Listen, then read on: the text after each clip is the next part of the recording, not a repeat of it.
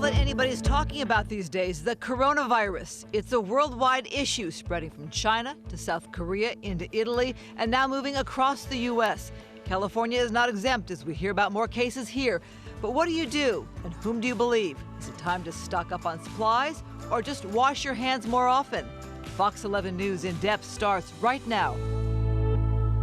The impact of the coronavirus has been incredibly widespread. Hello, everyone. I'm Hal Eisner. People have died. Many more have gotten sick. For some, things like face-to-face meetings and university classes have moved online. Some are working from home instead of in offices. Conferences and big music events like Coachella and Stagecoach have been postponed. Air and cruise travel have taken a huge hit. Even here at Fox 11, we've adjusted programming to help inform the public. That's why we've suspended our 52 and 52 segments for a while, so we can concentrate on information related to this health crisis. And I know from talking to many of you these past few weeks, you have a lot of questions. Coronavirus. Oh. Thought much about it? Yeah, we would think about it every day. And Rebecca Bowles isn't alone. We met her at the Stoner Park Recreation Center where she wasn't sure if it was a good idea to take her baby to art class because of exposure to other kids. Her immune system, you know, she's really young. Some people aren't worried. I still think the flu is a bigger deal. To some, we talk about it too much on the news. It's being hyped up a lot more than it actually is, in my opinion. And who's hyping it up? The media. But if that's the case, it's pretty clear a lot of people aren't getting the information they want, like the man across the table from Justin Hirsch. I just wish I had more information on how I can prevent myself from contracting it. What are the steps to take besides washing our hands? So let's talk about hand washing. How long should you wash? How many times a day? I wash my hands like more than 3 times a day now. For what, 20 seconds, 40 seconds? I sing the alphabet. So, do you really? Yeah. So, right, what is so that, like A, 20? B, C, yeah, D, E. like, Go ahead, let me hear you sing. Well, it's like A, B, C, D. In the past, have you gone to work sick? Yeah. Yeah. Would you go to work sick now? No, I wouldn't. Because of the coronavirus? Yeah, they probably wouldn't even let me into the work. Then, instead of shaking hands, for some, it's fist bumps, elbow bumps, right? But then there's the foot bump, like that. So a lot of people are pretty tuned in to what to do when you sneeze or cough. If you're coughing, you're supposed to tuck yourself in your elbow there. And some people are planning trips and are very confused right now whether to proceed with them. But while talking with Jamie Zimmerman and her mom just in from Florida, we learned this. We have a trip plan that I just don't think we're going to do at the end of the month, just for precaution. These students are from the New West Charter School. Are you concerned about the coronavirus? Raise your hand if you are. What's your concern? Like how quickly it'll spread. I'm concerned about the people who are more sensitive to the virus, like the elderly. That brings us back to Rebecca Bowles and her baby Briley. When you put her on the swings or you use a slide, do you think at all about the potential for germs to be on there? I didn't think, but I might now. Now that we've talked about it. Yeah. And so she grabbed wipes and, yes, wiped the swing before putting Briley back in there, giving her a smile to match her daughter's. Okay, let's turn to Dr. Nancy Ginn. She's the Regional Medical Director of Quality and Clinical Analysis with Kaiser Permanente. You heard some of what people said there. There's a lot of confusion, very clearly. So help us separate the facts from the fear and some of what you just heard. So thank you very much, Hal. This coronavirus presents much like the common cold or the flu.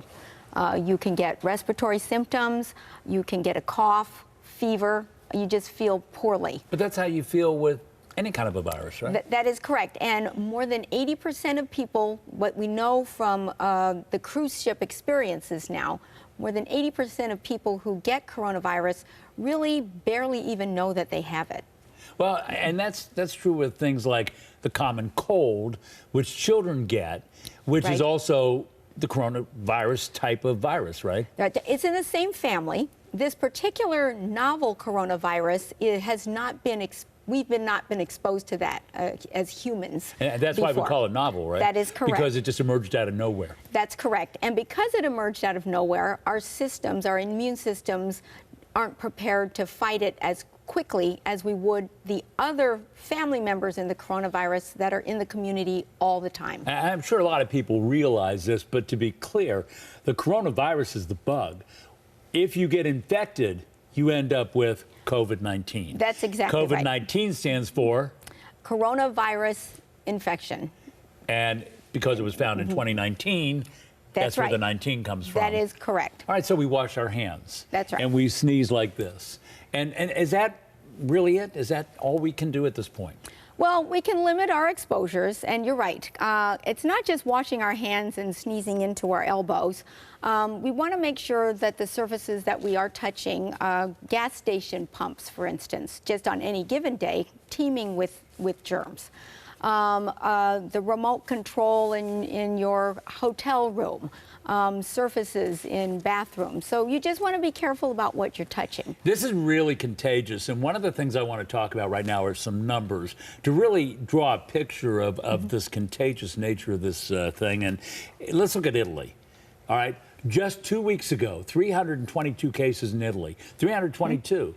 1 week ago, 2,502, and now more than 10,000. That's 21 days. That's 3 weeks. Look at that growth. Right. And, you know, what we know, again, from our experiences thus far is that when we have been able to identify a group of people with COVID-19 infection, that's really just the tip of the iceberg of the number of people who already have been exposed to it in the community. And a lot of people could have it and not even know it. That's exactly right. And so that takes us to testing. Yes. Because testing is something that we've had a problem with in this country. Right. What is the issue there? Well, you know, we had limited number of test kits available through the CDC to test for this particular strain of coronavirus. But the doctors that we've talked with say a test kit handles about 800 people. So to be clear, these aren't kits that you would go like to the drugstore and get like a pregnancy kit. So Right. It's not that kind of thing. That's correct. That's correct. But even then, we weren't sure how explosive or not this was going to become in the communities. And so we wanted to make sure that we're testing the people who really need to be tested, and those are the people who have symptoms. And then there's a risk area. What are the risk areas here? Older people. The older people are people who have chronic diseases that impact their immune system or their ability, that sort of thing? diabetes, and also their ability to fight. So if you have COPD or respiratory problems, people who have advanced heart failure, those are the people who are always vulnerable. So it seems to me it's very similar to chickenpox. When you're a kid, you get chickenpox, you get over it. But then when you get older and your immune system starts to wear down after you're 55 or 60, then that wakes up and you can get shingles. And that's a little more difficult than chickenpox. You are exactly right, Hal. Measles is another excellent example. When we get measles as a child, you know, it's best not to get it at all. We have vaccines for that. But if you do get it, you tend to deal with it better as a child than if you get it as an adult. Talk to me about coronavirus phobia. There's fear out there. We heard some of it there. There is, and I think coronavirus is something that I think we need to respect. We need to recognize that it's out there and it can make vulnerable people sick, but it really shouldn't be something that we fear. Because again, the vast majority of people are going to be fine with this. We learned that from the South Korea experience, where they had a mortality rate in South Korea of about 0.6%. So that means that 99.4% of people who came down with coronavirus in South Korea did okay. But part of the problem with that is somebody who did okay may come in contact with somebody who's older, and all of a sudden you share the bug, and all of a sudden you got a bigger problem. We're going to keep you for a minute here. One of the major concerns people have about the impact of the virus is when they're making travel plans. When we come back after the break, we'll have some tips and suggestions from a travel advisor on how to handle the outbreak. We'll be right back.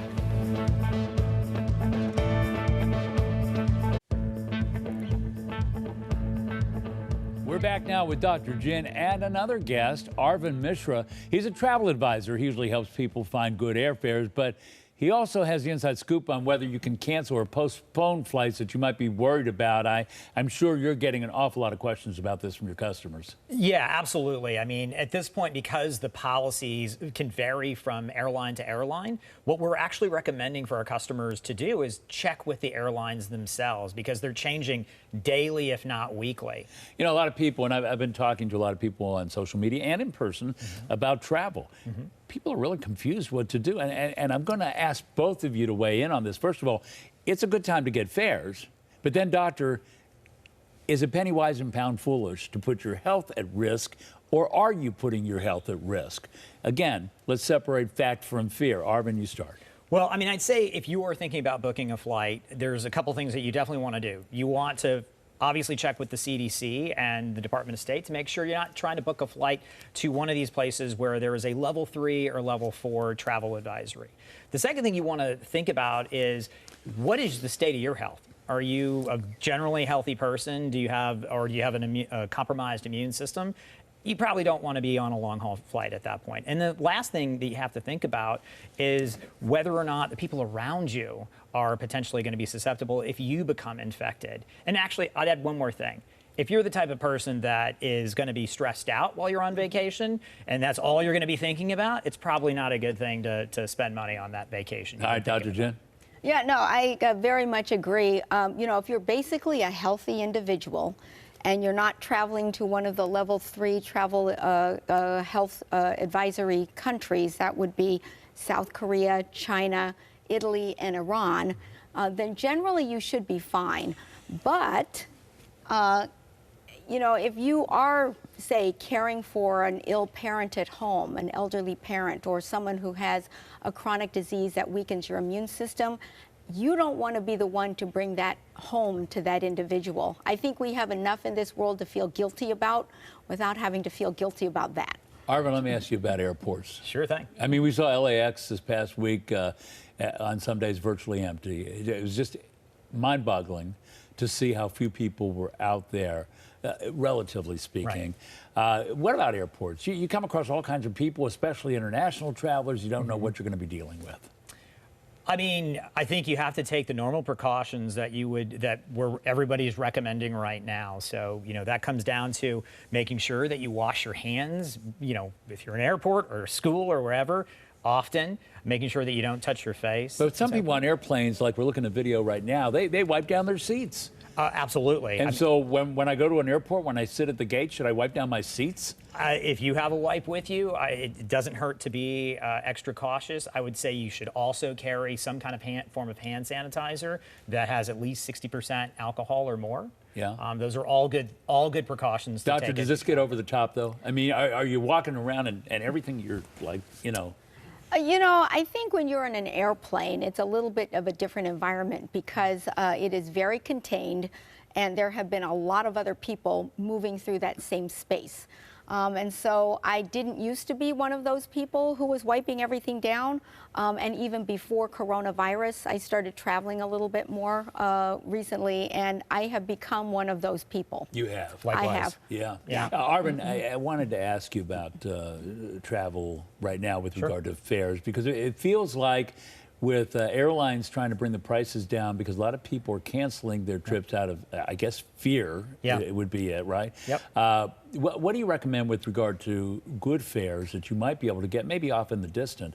And the other thing is, you know, are people freaking out? Are you getting people calling you saying, I just got to cancel this trip. I can't do this. We're not potentially getting a lot of those sort of inbounds just because we don't actually sell the tickets. But with the deals that we are putting forth to our customers, most of those deals end up being, you know, 3 months, 6 months, even 12 months out. So we're seeing some phenomenal deals at this point, especially like during the summer. Like that's a time that it's a high season of travel where you would normally see great deals, but we're seeing some pretty good ones. Like, you know, for example, $200 to Vancouver in the middle of the summer, which is something you would never see in any given year. Well, I mean, you know, what kind of things do you think would be good to discuss here that we haven't talked about?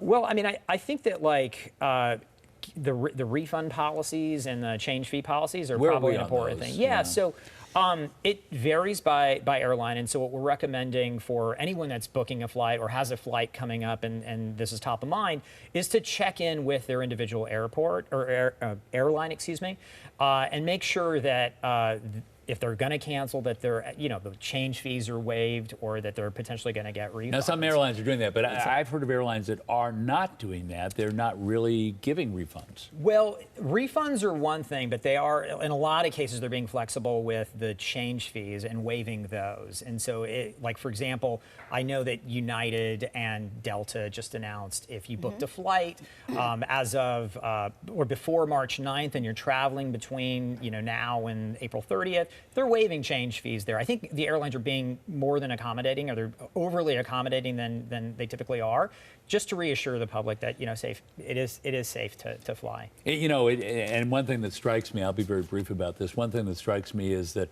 if this is a protracted thing, this could have a very damaging effect on these airlines and others that depend on customers to get on the planes, to give them money, to keep the jet fuel in the planes, all the different expenses involved here. It could have really long-term effects, I assume. For the entire economy. Absolutely. All right, bottom line, though, is if you see a good deal, as long as it's months in advance, maybe it's okay to try to do it, as long as you know what the cancellation deals are. And as long as you're comfortable with traveling yourself as well. All right, taking into all those things. All right, thank you both. Coming up next on Fox 11 News In Depth, what about the kids?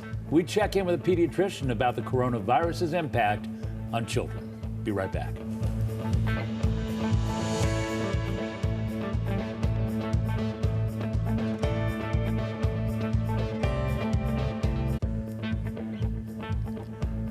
We're hearing about schools being closed down as a result of the coronavirus, and parents are naturally concerned about their kids and how to protect them. It's also worth asking, how do you explain the epidemic to children?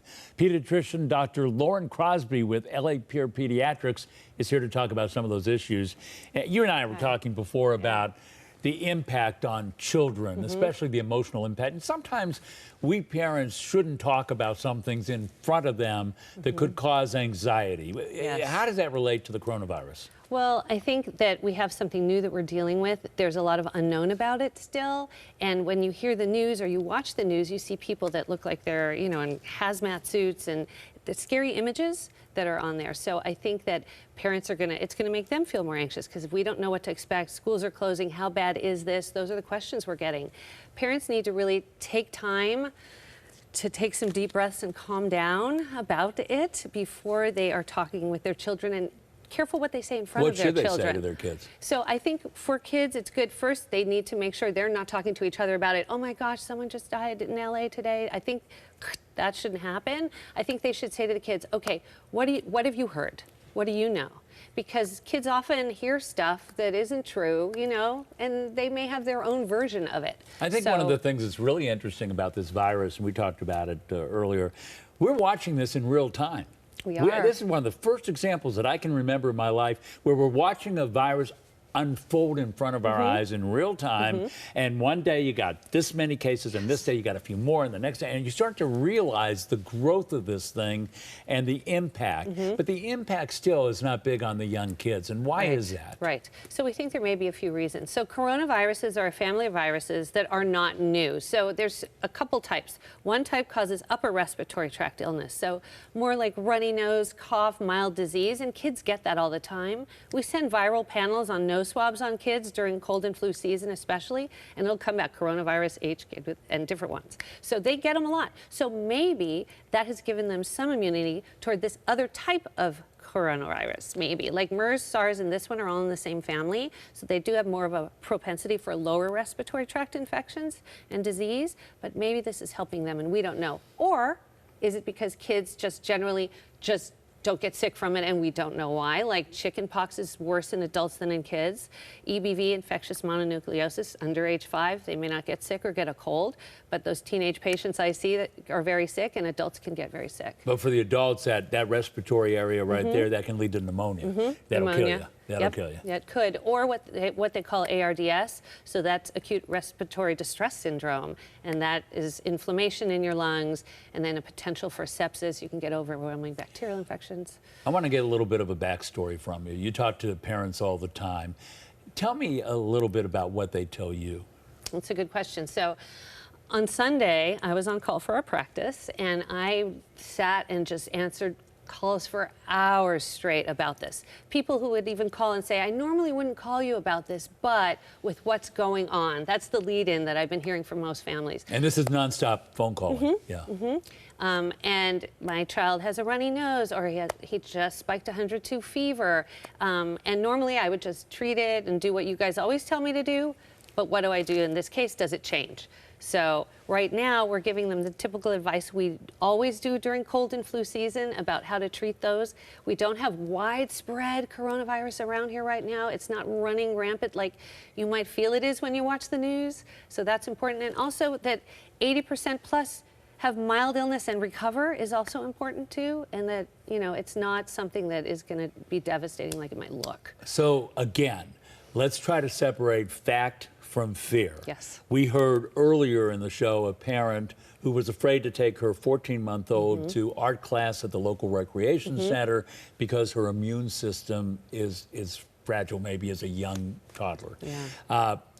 Is that a worry that parents should have? And the other thing is, because the elderly can be horribly affected by this, should we not have our kids visit the grandparents? That's a good question. So that's also evolving. As far as kids going around other kids, since kids tend to get mild disease, we're not just saying no. If the health department says no more baby classes, or like we're up in the Bay Area where they're limiting crowd gatherings of 1,000 or more. So that's why it's good to check the health department site and watch what's happening, because it's changing every day. But we're not saying, oh, your 14-month-old is immunosuppressed. If they are immunosuppressed and they're on steroids and they have medical condition, probably not a good idea. But we would say that about the flu too. So I don't think it's going to change that. Doctor, what are you telling the parents of your patients? So most of them were saying, treat it. This is what you do. Stay home if you're sick. If you have contact with someone, then of course you're going to let us know. I think it's better to call before you come in, because a lot of people want to come in and get tested, and we don't have access to testing easily in a lot of right cases, now. in a lot of cases, they don't want you don't want people to come into your office. Right, exactly. So we're saying it's better to call first, because, and even hospitals are saying, don't just run in here for everything. Call your doctor. If you were exposed, if the health department contacted you, it's going to be very different. All right. So we have to be extra careful. All right. But I think, in general, with talking to kids, also turning off some of the media and the TV and not having this running in the background with the scary images. There's a lot of all the exposure time. of information. It's a lot. All right, Lauren, Yeah. thank you very, very Of course. much. We'll be back right after this.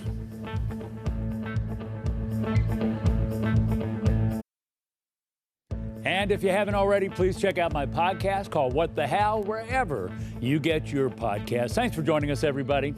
Have a good, safe week. Bye-bye.